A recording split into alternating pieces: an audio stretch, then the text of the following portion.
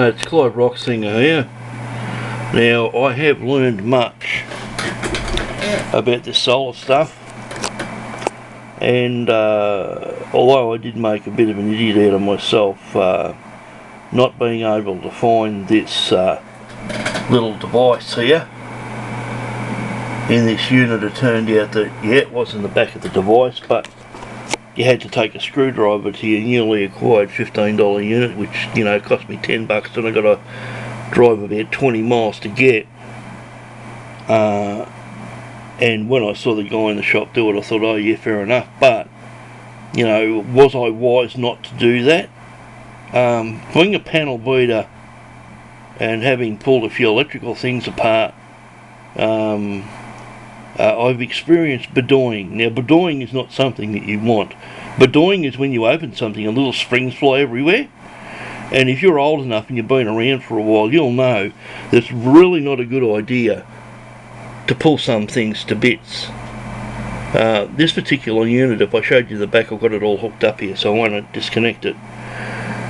Didn't look like it came apart, and there was no way I was going to take a screwdriver and put it into the back of a plastic box and leave the back off it, only to find when they'd say, oh no, you don't do that. No, they were the wrong instructions. Yeah, here's the right ones. You sons of bitches. And they're smart asses, because they got lots of money. If he breaks it, he just goes and gets another one out of stock. I'm on a bloody pension. I don't have an endless supply of money. I don't like getting something brand new and taking a screwdriver to the back of it and leaving it in the back of it and thinking, oh well, I just broke that.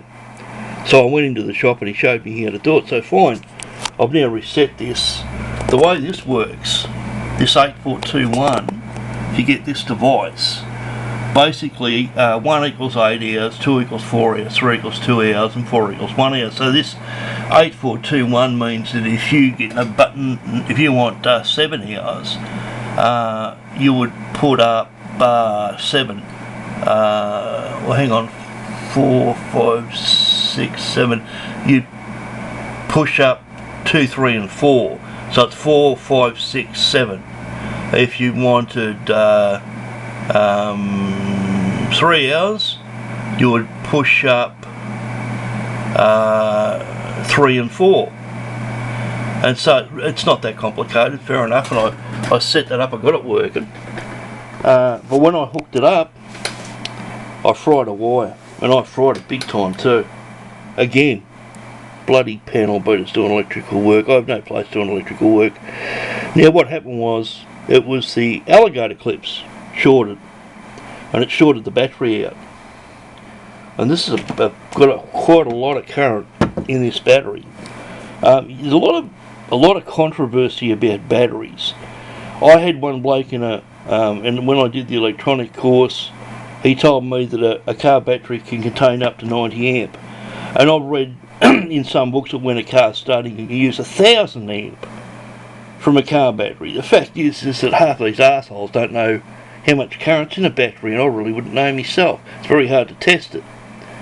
But the bottom line is that I was wise not to pull it apart. I went in and did the right thing. I went to the shop and asked him, and he got the screwdriver and his one. He pulled it, which I was very happy about, because I wasn't bloody well doing it to mine. And he pulled the back off. It showed me where the switch was. I set it up. But because of the alligator clips, I fried it. And this is going to cut off fairly soon. I've got a timer on this. Just found out I got a timer on my camera. Anyway, what these electronic guys don't realise is that when he worked as an electronics technician, if he had wired a circuit up to a battery that had fairly high current and he was using alligator clips, the foreman would be standing behind him and he'd walk up and say, rule number 1, when you're working with high current, don't use alligator clips because they can short out. Rule number 1. I've now learned. Now on the test bench that I've got over there, on my high current test bench, it's okay, but when you're working with circuits, it's so easy to do, and I could very easily set the whole goddamn lot on fire. And I'm doing this on a bench where I've got my $4,500 computer.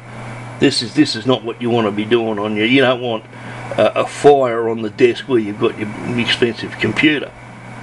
So, you know, I'm learning a lot of things here, but the bottom line is that this is rule number 1 that I've learned, And this is for panel beaters. I'm a panel beater. Yeah, I'm not very bright. You have to tell me how to do everything. Okay, walk over the door now. Now turn the handle. Now stand back and open the door. No, you got to open the door. Then you walk through it. They taught me how to use a broom. First you push it forward, then you pull it back, and then you push it forward. See how the dirt goes forward? And then you keep doing that, like, for 3 hours.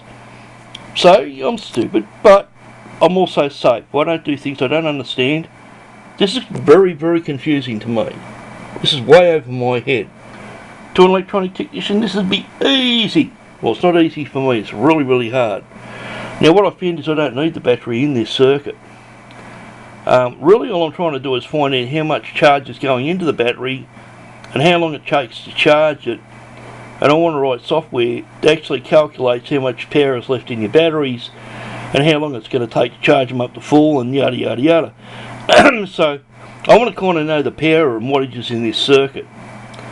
So I've wired this up and I've avoided using alligator clips, and when I have, I've done this little trick. This is really cool. See how it stops them from touching? That was what you do is you poke it through the hole and leave a little bit of space, coil it around and then open the clip and put it in there, and it locks it in this little loop and it stops them from touching. Also making the wires different lengths. This one, where have I got this? One of them's come out. No. See how this one, I've made this one longer than that one, so that they can't touch. And this one I actually did the right thing and put the proper terminals on it. So hopefully this will now work. I'm nearly out of time. Okay, so we get it on DC voltage. This is a variable one. Yeah, you got DC there. And when I turn this on, that's on 1.1911, right? This is really cool. Watch this. And lights, camera, action. We have voltage. Unbelievable. Now if you turn it off, it goes back down again. It's only, millivolt, but it's very definitely reacting to the light. So I've got a charge going into the battery, and you don't need the battery in the circuit. So here's your circuit. If you buy one of these little chargers, these little, it's called a charge controller, wire it up like that. And the next step I'll do is I wanted it to light up. I put a load on it. I've got a light on it, but I haven't hooked this up to the battery. I also found that there's lots of information with regards to the functioning of the lights, and I don't know if we've got that here. Come on, you stupid thing. Oh, hang on, here we go. Yeah, and it's got the information about the colour of the lights and what it's doing and all sorts of stuff like that. And I do believe it had a light on there at one stage.